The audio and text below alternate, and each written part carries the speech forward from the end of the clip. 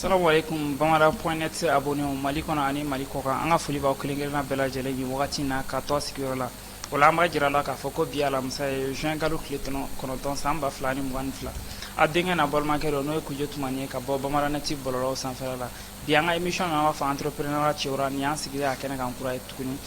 bi babu la an bɛna masala fɛn min kan o de bɛ tali kɛ aviculture la o hukumu kɔnɔna na an bila ka se entrepreneur ŋana dɔ ma n'o bɛ tali kɛ Mali sɛ mɔgɔw la donc bibi na u ka mɔgɔ kofɔlen dɔ b'an kɔrɔ yan n'o bɛ tali kɛ Keita Alfred la ale b'an kɔrɔ yan donc an bɛna kuma d'a ma a ka foli kan kɛrɛnkɛrɛn bila an filɛbagaw ye yan'an ka don an ka babu in kɔnɔna na Keita assalamu alaikum. Waalaikum salam. Ok, Kuje Tumani n bɛ foli di Bamara.net mɔgɔ bɛɛ ma n bɛ foli d'u ma ne tɔgɔ ye Keita Alfred ye bon bi an ye wele ko n ka na kuma entrepreneuriat domaine ka surtout agriculture domaine na tila ka n da don o la n'a ye kuma jan kosɛbɛ jama bɛɛ ye ayiwa donc n y'a tila an filɛbagaw i n'a fɔ babu la an dontɔla an y'a fɔ cogo min an bɛna kuma aviculture de kan bi donc yan'an ka don aviculture détail kɔnɔna na invité an bɛ fɛ i k'i ka parcours dɔɔni ɲɛfɔ an ye yan'an ka don entrepreneuriat domaine kɔnɔna na yan'an k'an ka babu daminɛ. ok ne ka parcours entrepreneuriat domaine na n bɛ n da don o la ka dɔɔni ɲɛfɔ aw ye o la ne ye entrepreneur ye mun y'a daminɛ n b'a fɔ duguma ka sɔrɔ ka yɛlɛ duguma duguma parce que il s'agit pas k'a fɔ ko bi wari bɛ n kun nin domaine in ka di n ye n bɛna don a la ayi o tɛ fɛn min don ale bɛ kalan duguma de ka yɛlɛ a bɛ kalan duguma de ka yɛlɛ o de y'ale domaine yɛrɛ ye c'est-à-dire ne ye filɛ ne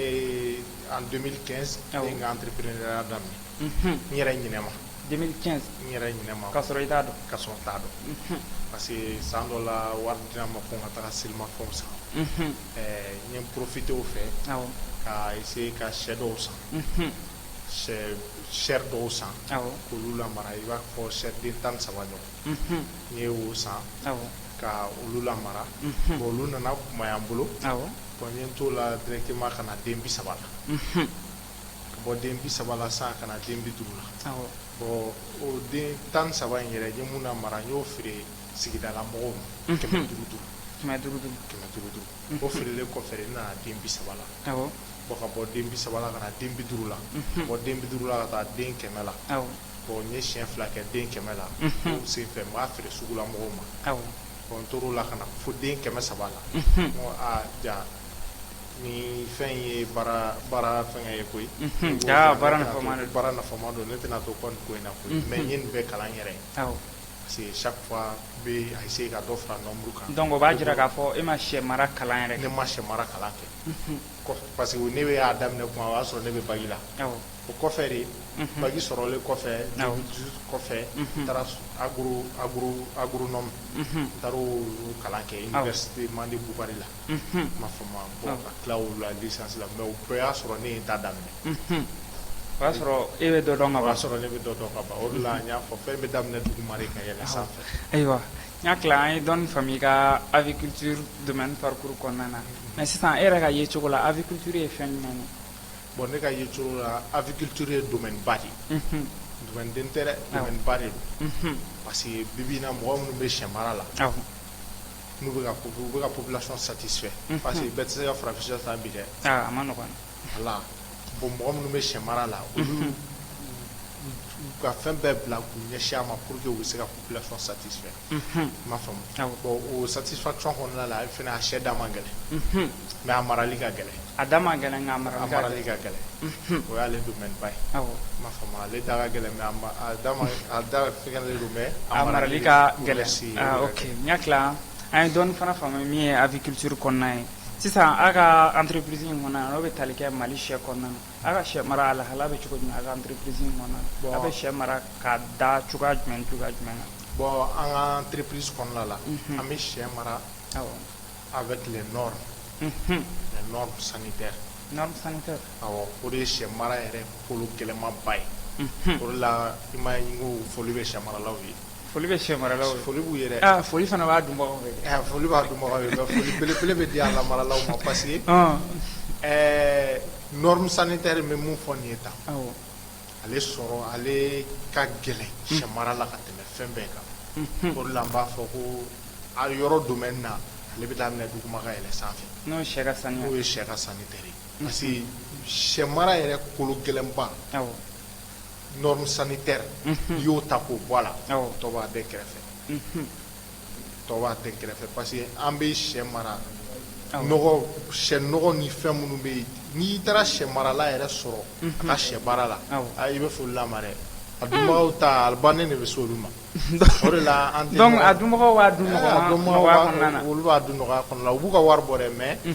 a nɔgɔyalen don dɔɔnin sinon a marala bi sɛ marala norme sanitaire yɛrɛ mana a ka effet wuli sɛw kan bi sɛ marala b'a ka sɛ to yen a bɛ taga dan so sini sɔgɔma a bɛ wele k'a bɛɛ sara ja fɛn in tɛ fɛn dɔgɔma ye donc sisan misaliya la sɛ an bɛ to vivre sɛ mara in domaine kɔnɔna na sisan n'an mana sɛdenninw san sugu kɔnɔna na ka na n'a ye n'a bɛ n'o mara misaliya la o bɛ tile joli k'aw bolo ani u bɛ poids hakɛ jumɛn de sɔrɔ yanni a k'u feere bon sɛ mara bɛ à peu près n'an ye sɛdenninw san sugu la san ka na daga 35 jours à 40 jours bon o la i ka sɛ poids kan ka daminɛ i ka sɛ a ma poids sɔrɔ a kan ka daminɛ 1 kilo 400 ka taga bila jusqu'à 2 kilos donc kilo kelen ni buruburu walima kilo kelen ni buruburu bɛ kilo 2 awɔ i ka sɛ kan ka se o yɔrɔ ninnu na n b'a faamu ka mais o tɛ sɔrɔ fɛnɛ i bɛ balo min d'u ma ale tɛ sonya quoi n'i y'a ye i ka sɛ m'a sɔrɔ i ka balo a sonyalen don donc i y'a sonya k'a sonya a bɛ i ye balo sonya i b'a fɔ o yɔrɔ la i ye balo tricher parce que balo diko ɲuman o de bɛ sɛ ɲuman d'i ma mais n'i ma balo di ka ɲɛ i tɛ sɛ ɲuman sɔrɔ dɛ donc n'i y'a kɛ keguya baara ye k'a fɔ i n'a fɔ dɔw b'a kɛ cogo min na k'a fɔ ko n bɛ dɔ d'a ma ka dɔ to yen ka économie kɛ sɛ tɛ a t'a poids norme sɔrɔ ale tɛ sɔn o ma ayiwa n y'a tila an ye dɔɔnin fana faamu min bɛ tali kɛ sɛ mara hukumu kɔnɔna na mais sisan misalila an bɛ fɛ ka fɛn min dɔn aw yɛrɛ ka entreprise kɔnɔna na n'o ye Mali sɛ ye aw bɛ sɛ mara ni dumuni nasugu jumɛn ye bon an ka entreprise kɔnɔna la an ka sɛ marali a dumuni nafamaba yɔrɔ bɛ kaba de la kaba kelen o de la i m'a ye kaba da gɛlɛyara bi n'i ye sira bɛ sira la n'i y'olu ta i bɛ taa sɔrɔ a forotigi si t'a ka foro la sɛ tɛ mara a si la bilen ka sabu kɛ kaba da gɛlɛyalen kaba tɛ sɛnɛ anw fɛ yan kaba bɛ sɛnɛ an fɛ yan mais bi an ka kaba sɛnɛlaw kɛlen don fɛn ye dɛ kaba sɛnɛlaw kɛra fɛn o kɛra fɛn ye parce an bɛ que kaba da gɛlɛyalen don cogo min na nin ye tan kaba bɛ prix min na parce que n'i bɛ kaba san bi na kaba san kilo ni 6000 t'i kun i t'a sɔrɔ ni 6000 t'i kun i tɛ a gɛlɛyara dɛ i b'i dabɔ sɛ mara la dɛ bon o hukumu kɔnɔna la an bɛ kaba de ta ka aliment dɔ bɛ bɔ kɔ kan ka na an b'o de ta k'o ɲagami kaba la k'o di sɛw ma o de b'a to sɛ ninnu bɛ se ka mara u bɛ se k'u ka dumuni kɛ ka ɲɛ m'a faamu ko fo ka se nin kilo hakɛ ma kosɛbɛ bon o aliment in fɛnɛ an b'o wele kodisi mais aliment sugu ka ca a caman bɛ yen ale ye concentré de m'a faamu aliment sugu ka ca m'a faamu mais an b'o ta k'o ɲagami kaba la n'an y'o ɲagami kaba la sisan an bɛ sɔrɔ k'o di sɛw ma o de sɛ ninnu o aliment yɛrɛ de b'a to sɛw bɛ poids sɔrɔ kosɛbɛ donc sisan n'i ma ɲɛ n'an bɔra k'an da maga sɛ mara taabolo yɛrɛ ɲuman na sisan u ka prophylaxie n'o bɛ tali kɛ u ka problème sanitaire kan i da maga o la dɔɔnin mais an bɛ fɛ ka fɛn min faamu i ka sɛ ka entretien i kan ka suivi kɛ tile joli i kan ka vétérinaire wele ka na pour que a ka se k'i ka sɛ vacciner walima k'a suivi kɛ a bɛ tali kɛ san kɔnɔ siɲɛ kelen de walima kalo kɔnɔ siɲɛ joli ayi bon parce que sɛ ye 45 jours ye bon o la chaque semaine i bɛ vétérinaire wele ka na n'i ka sɛw suivi kɛ semaine o semaine sɛ ninnu bɛ vacciner o ma nɔgɔn chaque semaine sɛ ninnu bɛ vacciner ka da an bɛ dugukolo min kan yan u bɔra yɔrɔ min na ni u nana yɔrɔ min na yɔrɔ kelenw tɛ u climat tɛ kelen ye u ma tɔɔrɔ an fɛ yan u tɔɔrɔla an fɛ yan mais sɛ ninnu tɛ n'i y'a jateminɛ sɛ ninnu t'an yɛrɛ ka sɛw ye o misalala kɔkan sɛw de don an nana yan fɛ hali n'a an mana an kɛ cogo o cogo la sɛ ninnu hali n'u ye fan da yan o tɛ se ka k'an ka sɛ ye ayi an ka sɛw tɛ o ayiwa n'i ko ten bon o la sa n'i ye vétérinaire wele ka na n'o y'u suivi kɛ e yɛrɛ b'i janto sɛ ninnu ka sulu kɔnɔla la parce que sulu kɔnɔla yɛrɛ de y'a problème ba ye sɛ in yɛrɛ bo de ye sɛ in yɛrɛ problème ba ye chaque semaine i b'i jija i bɛ sɛ ninnu ka yɔrɔ in i b'a nettoyer ka furan i n'a fɔ adamaden da yɔrɔ ka furan komi adamaden da yɔrɔ sɛ ninnu bɛ ladonni min kɛ adamaden dɔw t'o sɔrɔ i bɛ ladonni min da o kan adamaden dɔw t'o sɔrɔ n'i ko ten ayiwa an bɔlen k'o la sisan n bɛ fɛ ka fɛn min dɔn misaliyala k'a faamu kosɛbɛ mun de b'a kɛ aw bɛ produit min di sɛ ma o de bɛ k'a kɛ wala sɛ ninnu bu caman tɛ sɔrɔ a la a n'an ka farafin sɛ ninnu bu tɛ kelen ye dɛ awɔ bon o yɔrɔ la o bu tɛ kelen ye parce que an ka farafin sɛ ninnu bɛ balo n b'a fɔ fɛn naturel la olu bilalen don ka yala u bɛ yala u bɛ dumuni fɛnw tɔmɔ duguma u b'o dun mais ninnu dun maralen don yɔrɔ kelen de la an de bɛ wuli ka balo ɲini ka d'u ma u k'o dun n b'a fɔ ma bon buko yɔrɔ fana la n b'a fɔ o yɔrɔ la sɛ gu tɛ parce que ko chair don sɛ gu b'a tobi cogo de bolo a tobi cogo o yɔrɔ b'a la dɛ n'i ye chair ni farafin sɛ di dɔw ma k'u k'a tobi n'u y'a tobi ka n'a sigi i kɔrɔ est-ce que i bolo tɛ fili donc a bɛ dépend musolakaw ka tobi cogo de la quoi musolakaw ka tobi cogo de la a bɛ komi ne kɔni ma bɛn n'a ɲuman tobi ta ye sinon o ye mun min tobi k'a di ne ma ani carton bɛɛ bu ye kelen ye dɛ i n'a fɔ i ye machine kɛ carton na ayi non sɛ b'a tobi cogo de bolo sinon dɔw bɛ yen olu ka balo tɛ foyi ye sɛ in kɔ ne yɛrɛ ka client dɔ bɛ yen ale ka a tɛ sɛ foyi wɛrɛ dun ni sɛ in kɔ o cɛ bɛ yen o mɔgɔ bɛ Mali kɔnɔ yan o mɔgɔ bɛ yen o baden yɛrɛ de bɛ yen jamana in ka nɔgɔn dɛ san misaliyala n'aw y'a ka sɛ ninnu san a b'u feere cogo jumɛn aw ka entreprise in kɔnɔna na a bɛ sɛ mara ka feere dɔrɔn de kɛ walima a b'a tobi fana k'a feere bon an ka entreprise in kɔnɔ la an kun donna sɛ in tobili la mais an ye nɔgɔyali kɛ an ka entreprise in na n'i y'a jateminɛ an bɛ sɛ mara ka tila ka sɛ yɛlɛma nka maralen kɔfɛ n'an y'a bɔ marali la sisan an bɛ sɛ ninnu faga k'u labɛn ka ɲa o yɔrɔ fana la o hygiène fana b'a dan ma o yɔrɔ de y'an ni sɛ feerela baden bɔ ɲɔgɔn na o yɔrɔ bɛ cogo jumɛn o yɔrɔ la sisan n bɛ n da don o la dɔɔni n'an ye sɛ in mara sisan n'a sera 35 jours n'a sera an bɛ sɛ ninnu faga n'an y'u faga sisan an bɛ u siw b'u la ni u siw bɔr'u la sisan u bɛ ko ka jɛ o ko ka jɛ fana b'a dan ma u bɛ ko ka jɛ dɛ ko ka jɛ yɔrɔ la pour que sɛ ninnu bɛ se ka conserver o la hali ni sɛ ninnu ye kalo kelen de k'i bolo frigo la n'i y'u labɔ k'a bila fiɲɛ k'a fili dɔɔni gilasi ka bɔ a la dɔrɔn a bɛ kɛ komi i ye sɛ faga sisan donc ja sɛ ninnu bɛ se ka kalo kelen ka frigo kɔnɔ u bɛ kalo kelen kɛ frigo kɔnɔ foyi tɛ k'u la i tɛ kasa m'u la i tɛ foyi m'u la parce que n'an y'u ko k'u jɛ an bɛ emballage de k'u la ka emballage k'u la k'u don congélateur kɔnɔ kosɛbɛ bon o yɔrɔ la n'an y'u don congélateur kɔnɔ sa kɔfɛ an b'u bɔ k'u di u feerebagaw ma mais hygiène min kɛra a la i bɛ sɛ in ta bi i dan ye hali n'i taara n'a ye so hali fajiri n'i sera n'a ye so i bɛ kɔmuso lawuli dɔrɔn k'a k'a tobi a b'a sanango dɔrɔn a b'a tobi k'a d'i ma a yɛrɛ b'a f'i ɲɛna k'i wusayara ale ma dɛ ko donc o b'a jira k'a fɔ a baaraw a labɛnnen bɛɛ b'a bolo condition bɛɛ la walasa a dunni ka se ka nɔgɔya cogo min na effectivement ayiwa donc o bɔlen kɔ a la sisan e yɛrɛ ka ye cogo la prospective jumɛn b'i bolo i ka entrepreneuriat domaine kɔnɔ n'o bɛ tali kɛ agriculture la donna nataw la e kɛlen don ka fɛn jumɛn de labɛn i ka entreprise in kɔnɔna na walasa maliyɛnw ka se ka lafiya sɛ dun cogo la donna nataw la ne kɛlen don ka fɛn ba de labɛn o bɛna daminɛ hali a tɛ mɛn parce que sɔɔni sisan ne ye fɛn dɔ jateminɛ an fɛ yan an bɛ sɛ mara an bɛ se sɛ mara la mais sɛ feere yɔrɔ de bɛ sɛw bɔ ɲɔgɔn na o bɛ sɛw bɔ ɲɔgɔn na dɛ o bɛna kɛ denmisɛnninw ka zana u b'a fɔ ko basan sogo kari ni sɛ sogo a k'a tobi cogo de b'a bɔ ɲɔgɔn na a tobi cogo de b'a bɔ ɲɔgɔn na parce que bi bi in na n'i y'an ka sɛ ninnu jateminɛ ni sɛ ninnu fagara fagali kɔfɛ hygiène kelen t'u la hygiène t'u la dɛ hygiène bɛ minnu na a bɛ compter e fɛ ka mun fɔ ko hygiène o yɔrɔ la sɛ fagali kɔfɛ an bɛ sɛw ta parce que fɛn dɔ don n'i y'a a fagali kɔfɛ ni ne y'a ta san n bɛ taga to frigo la a tɛ sanango a tɛ foyi n y'a ta cogo min na ka bɔ fagalikɛyɔrɔ la n taara to frigo la ten mais n'i dun sera sɛ faga yɔrɔ dɔw bɛ yen bi n'i sera yen a bɛ sɛ nege bɔ i la pewu ka da misala jumɛn ka da nɔgɔ kan sɛ ninnu nɔgɔlen don de walima a yɔrɔ de sɛ nɔgɔlen ninnu don yɔrɔ in yɛrɛ de nɔgɔlen don yɔrɔ in tɛ se ka jɛ o sɛ ninnu bɛ faga yɔrɔ min na yen yɔrɔ tɛ se ka jɛ o mais an bɛ misala kɛ ka sɛ ninnu de ko k'u jɛ merci dɔw ka fɔta fana na a jirala k'a fɔ ko ni sogo kora kojugu ko gubɛrɛ tɛ sɔrɔ o ye mɔgɔw ka fɔta ye sinon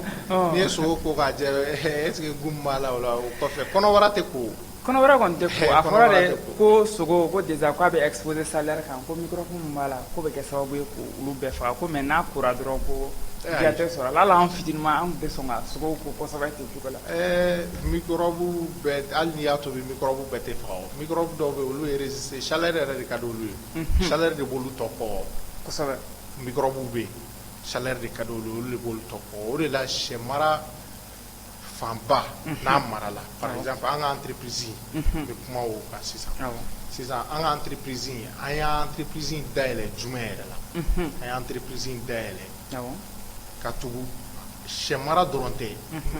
mais yanni sɛ bɛ se mɔgɔ minnu ma yanni olu k'a ladun olu k'a dun ko f'an ka hygiène de k'a la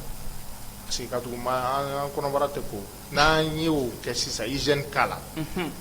a bɛ se ka kɛ par exemple hygiène kɛlen kɔ a la a ka nɔgɔ surtout musolakaw yɛrɛ ma a ka nɔgɔ olu bɛɛ ma n b'a faamu parce que ɛriw ja a bɛ se ka sɛ in ta k'a tobi donc o tɛ ka an ka musolakaw kɛ salibagatɔw ye non salibagatɔya baara tɛ parce que an ka musolakaw n'a y'a jateminɛ bibi in na a tila bɛɛ bɛ baara la tila bɛɛ ye baarakɛla ye a tila bɛɛ ye den ladonna ye taga den bila ekɔli la taga den ta ubiyɛn a bɛ baarayɔrɔ la jigintɔ bɔ o temps mun tɛ yen dɛ parce que bibi in na an ka activité cayara activitéw cayara trop activité cayara bon o yɔrɔ la sisan an y'a décidé an bɛ na ni fɛn dɔ ye mun bɛ yɛlɛmali don nin bɛɛ la an bɛ sɛ d'u ma sɛ mun saniyalen don n'i ye dugu tɔ ninnu lajɛ i yɛrɛ bɛ fili i bɛ fili u ma mais Mali de la yan nɔ an bɛ sɛ ta an bɛ taga di sɛ fagayɔrɔ la dɔrɔn a y'a faga ka d'a ma a ko ka teliya dɔrɔn voilà bon an ka yɔrɔ la yen sisan n'an ye sɛ faga n'an y'a ko k'a jɛ an bɛ emballage k'u la k'u conserver frigo la wagati o wagati y'u ja i bɛ se ka sɛ ninnu ta sɛ a fɛn sugu bɛɛ b'a la woro b'a la kama b'a la fɛn o fɛn y'i ja olu bɛɛ bɛ yen. donc sisan an ye faamu caman sɔrɔ i ka prospective domaine kɔnɔna na mais qualité nécessaire jumɛn de bɛ yen ni adamaden y'a rempli an b'a jate sɛ marala wanɛw fɛ n'o bɛ tali kɛ sɛ mara cɛwuraw la prospective jumɛn qualité jumɛn de bɛ yen n'a dafara adamaden na an bɛ se ka misaliya kɛ k'a fɔ ko karisa ka sɛ mara cogo ka ɲi. O qualité o dɔn ka di parce que n'i sera sɛ maralaw ma mɔgɔ min bɛ yen bibi in na k'i b'a fɔ a ma ko sɛ marala ale ma fili ma tɛ yɔrɔ jumɛn na n'i y'a ka sɛw ye dɔrɔn i b'a dɔn sɛw ye cogo la sɛw ye cogo la i b'a dɔn sɛw bɛɛ ye cogo ka ɲi dɛ sɛw bɛɛ ye cogo ka ɲi sɛw bɛɛ ye cogo ma ɲi dɛ n'i ye sɛ dɔw ye cogo ye est ce que i bɛ sɛ dɔw kɔ ayi a sogo n'a sogo labɛnna a bɛɛ ye cogo ka ɲi oui n'a sogo labɛnna mais yanni parce que sɛ marala tɛ sogo in o ye kɔfɛ ko ye ale bolo kosɛbɛ mais sɛ in yɛrɛ yeɲana i y'a dalen yanni a ka faga i b'a dɔn ko nin ye sɛ marala ye parce que o yɔrɔ la i bɛ sɛ ye sɛ sanuya jateminɛ depuis yen yɔrɔ la i b'a ye a ka sɛ sanuyalen don kelen n'i y'a ka sɛ ye i b'a dɔn ko poids b'a la poids in de ye sɛ mara domaine ba yɛrɛ ye a ka poids ta dɔrɔn a ka poids ta dɔrɔn condition la condition tɛ dɛ mais a ka poids tali ba yɛrɛ sɛ ka poids tali ba bɛ dépend a ka norme de la n'i y'a ka norme respecté non foyi t'i ka sɛ bali a bɛ poids ta i ka sɛ yɛrɛ bɛ taga yɛrɛ sɔrɔ 40 jours 2 kilos 40 jours tile 40 bɛ dafa yɔrɔ tile 40 bɛ dafa o y'a sɔrɔ i ka sɛ bɛ 2 kilos la ayiwa n y'a tila wagati kɔni a tɛ bɛrɛ t'an bɔ tuguni folikan laban jumɛn b'i bolo k'a lase sɛ maralaw ma n'u k'u lance sɛ mara domaine kɔnɔna na ani conseil laban min b'i bolo i b'o di an k'an ka baro kuncɛ. ok n bɛ foliba di sɛ maralaw ma parce que u bɛ baara min na nin ye tan baara belebele don baara belebele don dɛ u bɛ baara min na nin ye tan baara belebele yɛrɛ de don ayiwa parce que olu y'u ka fɛn bɛɛ bila k'u ɲɛsin kana dan ka sɔrɔ u bɛ wari sɔrɔ a la dɛ mais u y'u ka fɛn bila k'u ɲɛsin nin domaine in ma k'u bɛ fɛ ka population satisfait parce que bɛɛ tɛ se ka farafin dun o yɔrɔ la an bɛ foli belebele d'u ma. Bɛɛ tɛ se ka farafin dun bɛɛ tɛ se ka tubabu sɛ fana dun. Bɛɛ bɛ tubabu sɛ dun tubabu sɛ da ka nɔgɔn. Ayiwa ni ko o yɔrɔ la an bɛ foli d'u ma bon bɛ minnu bɛ fɛ ka don a la conseil mun d'u ma n'u bɛ fɛ ka don sɛ mara la mɔgɔ si ka n'i nɛgɛ k'a fɔ ko sɛ mara ka nɔgɔn ma nɔgɔn n'i bɛ don sɛ mara la gɛrɛ mɔgɔw la mɔgɔ minnu bɛ sɛ mara mɔgɔ minnu b'a domaine na n'u y'a maîtriser gɛrɛ u la i k'u ɲininka gɛrɛ u la i ka to ka suivi k'u fɛ pendant 1 mois 2 mois i k'a lajɛ a bɛ cogo min na o yɔrɔ la n'i y'o dɔn n'i y'a dɔn k'i adaptelen don a la i bɛ se k'a kɛ i b'i k'a kan sinon kɔlɔlɔ b'a la dɛ kɔlɔlɔba de b'a kɔfɛ n'i nana k'i kɛ a kan kalo kelen kalo fila hali n'i ye fɔlɔ kɛ n'o ɲan'i bolo filanan i tɛ se sabanan ma ko a m'a yɛrɛ yir'i la dɛ o kɔni o b'ale domaine na. Ayiwa n hakili la an filɛbagaw ye faamu caman sɔrɔ aviculture domaine kɔnɔna na an b'a fɔ ni kun kɛra kulo garisɛgɛ ye bamanan.net sanfɛla la aw kan mɛn an bɛ sigi wɛrɛ.